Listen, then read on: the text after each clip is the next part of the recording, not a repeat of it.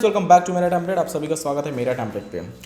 दोस्तों, app maintenance cost क्या है, इसे आपको कहाँ पे करना है, कैसे पे करना है, किस कंडीशन में आपको पे करना है, बहुत सारी चीज़ें आपको मैं इस वीडियो में बताऊंगा और आपकी जो डाउट्स थे वो इस वीडियो में कंप्लीट क्लियर हो जाएंगे। ठीक है।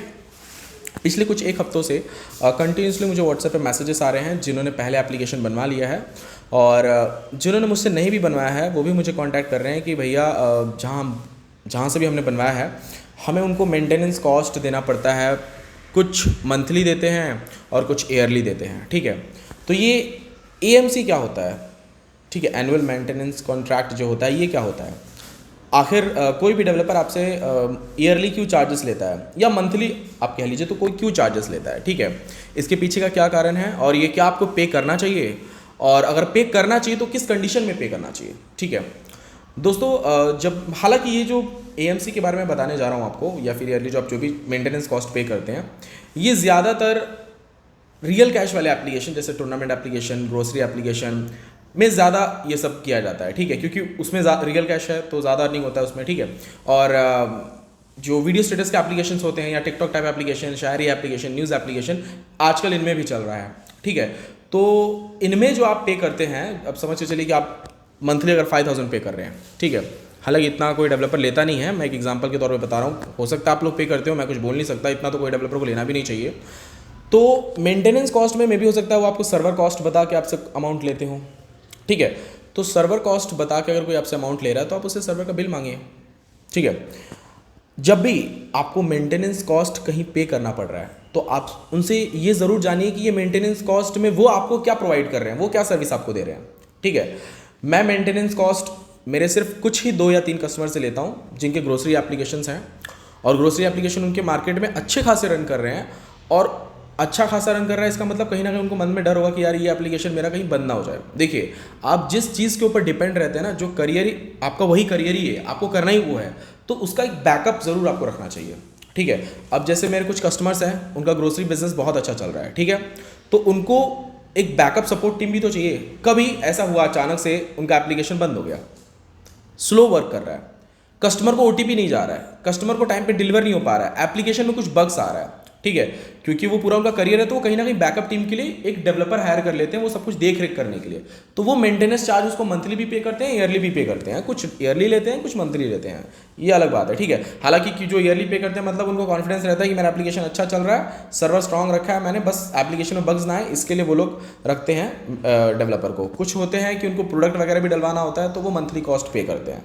तो मेरे जो 2-3 क्लाइंट्स हैं उनसे जो मैं चार्जेस लेता हूँ, मैं ईयरली लेता हूँ, मैं मंथली वो प्रोडक्ट डालने वाला वो सब सिस्टम में नहीं लेता हूँ, उतना टाइम ही नहीं है मेरे पास, तो मैं ईयरली लेता हूँ। और वो जिनका ऑलरेडी मार्केट में अच्छा चल रहा है मैं उनका ही लेता हूँ, मैं किसी का नहीं लेता, मैं सबका ऐसे नहीं लेता। ठीक है। अच्छा चल रहा है मतलब वो इनकी मंथली इनकम अबाव 1 लाख है तो वो पे कर सकते हैं मुझे ईयरली। 30,000 बोलूँगा तो वो 30,000 भी पे करेंगे। ठीक है, क्योंकि उनका अच्छा खासा चल रहा है। अगर आप वो महीने में 1 लाख कमा रहे हैं तो मुझे ईयरली दिन में 30,000 क्या जाता है। लेकिन अगर आपका एप्लीकेशन में आपकी अर्निंग ही नहीं है और आपने समझ चलिए कि आपने किसी डेवलपर को कॉल लगाया, आपने उनको बोला कि मुझे एप्लीकेशन बनवाना है, फिर चाहे वो ग्रोसरी का एप्लीकेशन, और वो आपको सामने से बता रहे हैं कि हमारा मंथली चार्जेस 5000 है या ईयरली चार्जेस हमारा 30,000 है। ठीक है, या ईयरली चार्जेस हमारा 10,000 है। ठीक है। तो आप उनसे ये पूछिए कि वो 10,000 में आपको क्या सर्विस प्रोवाइड करें, क्योंकि देखिए स्टार्टिंग में तो जो एप्लीकेशन हम लोग देंगे ऑब्वियसली बग्स फ्री देंगे तो उसमें ऐसा कुछ इशू आने वाला नहीं है। ठीक है। तो स्टार्टिंग में जो आपका एप्लीकेशन रहता है उस टाइम तो आपको बग्स मतलब बग्स के लिए सिर्फ बग्स ना आ जाए इसके लिए आपको 7,000 फालतू में पे करने की जरूरत नहीं है। उसके लिए स्पेशली जब बग आए तब डेवलपर को बोल के सॉल्व करवा लीजिए। जहाँ तक मेरा मानना है डेवलपर्स को छोटे मोटे बग्स के लिए कोई चार्जेस नहीं लेने चाहिए। ऑलमोस्ट मतलब 50 to 60% फ्री ऑफ कॉस्ट हो जाता है। कुछ डेवलपर्स होते हैं जो लेते हैं, वो अलग बात है, वो आपका बॉन्डिंग कैसा है डेवलपर के साथ वो मैटर करता है। ठीक है। तो जब भी आप किसी भी ऐप के लिए, मैं ऐसा सिर्फ ग्रोसरी ऐप को फोकस नहीं कर रहा हूँ, मैं किसी भी ऐप की बात कर रहा हूँ, कोई डेवलपर अगर आपसे ये बोल के लेता है कि वो सर्वर चार्जेस आपसे ले रहा है ईयरली या कुछ मंथली ले रहा है आपसे चार्जेस, तो आप उनसे ज़रूर ये पूछिए कि ये चार्जेस कहाँ जा रहे हैं, उसका बाकायदा बिल लीजिए उनसे। ठीक है, ये बहुत ज़रूरी है, क्योंकि मेंटेनेंस चार्जेस तो मैं बिल्कुल नहीं लेता, ना ईयरली चार्जेस लेता हूँ ना मंथली। मैं सीधा अपने जो भी मेरे क्लाइंट्स रहते हैं मैं उनको यही बोलता हूँ कि सर्वर आप अपना खुद का रखिए, ज़्यादा बेस्ट रहेगा। आपको कुछ पे करने की जरूरत नहीं है, एप्लीकेशन हमने आपको दे दिया, सर्वर आपका है। अगर आपके पास यूज़र अचानक से ज़्यादा बढ़ जा रहे हैं तो आप सर्वर वालों को सीधा वहाँ पर कॉल कर लीजिए और अपनी स्पीड वगैरह स्टोरेज जो भी है वो बढ़वा लीजिए, वो वहाँ से बढ़ा के आपको दे देंगे। डेवलपर को उसके लिए भी आपको कॉन्टैक्ट करने की ज़रूरत नहीं है, ठीक है। कॉन्टैक्ट करने की कब ज़रूरत पड़ती है, जब आपको उसमें कुछ अपडेट कराना है, ठीक है। आपको कुछ अपडेट कराना है या आपको कुछ नए फीचर्स उसमें डलवाने हैं, तो आपको डेवलपर को कॉन्टैक्ट करना चाहिए। इवन जब भी आप किसी डेवलपर को जो मंथली या ईयरली जब आप मेंटेनेंस कॉस्ट दे रहे हैं, तो एक लीगल डॉक्यूमेंट ले लीजिए उनके साथ, साइन अप कॉन्ट्रैक्ट करा लीजिए, और उसमें ये भी लिखवा लीजिए कि एप्लीकेशन में बग्स के साथ कुछ नया अपडेट भी डालना हुआ तो वो भी फ्री ऑफ कॉस्ट होगा। इसमें फ़ायदा आपका होगा।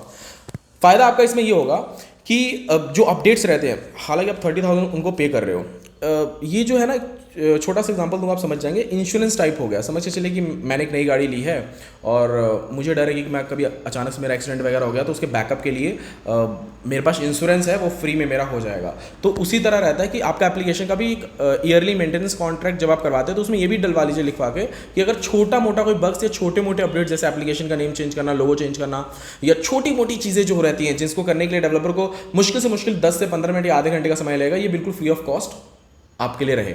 एटलीस्ट अगर कुछ बग ना आए तो ये सब चेंजेस करवा के तो आपका थोड़ा बहुत पैसा वसूल हो जाएगा ना। बाकी आपके एप्लीकेशन में अगर आप ईयरली मेंटेनेंस चार्ज पे भी कर रहे हैं तो 1-2 महीने में अपडेट करवा लीजिए।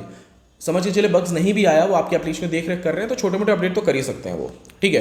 तो ये सब चीज़ें होनी चाहिए जब भी आप मेंटेनेंस कॉस्ट पे करते हैं। हालांकि मेंटेनेंस कॉस्ट नए कस्टमर जो, मतलब अगर आप नया एप्लीकेशन बनवा रहे हो, ठीक है, तो मुझे नहीं लगता कि आपको मेंटेनेंस वगैरह पे करने की ज़रूरत पड़ती है। जब आपका एप्लीकेशन मार्केट में रन करने लगता है, चलने लगता है, तब आपको मेंटेनेंस की ज़रूरत पड़ती है एप्लीकेशन की। तब आपको डर रहता है कि ये मेरा एप्लीकेशन कहीं बग्स इसमें ना आ जाए, कभी मेरे जो यूज़र्स हैं वो मेरे हाथ से चले ना जाएं।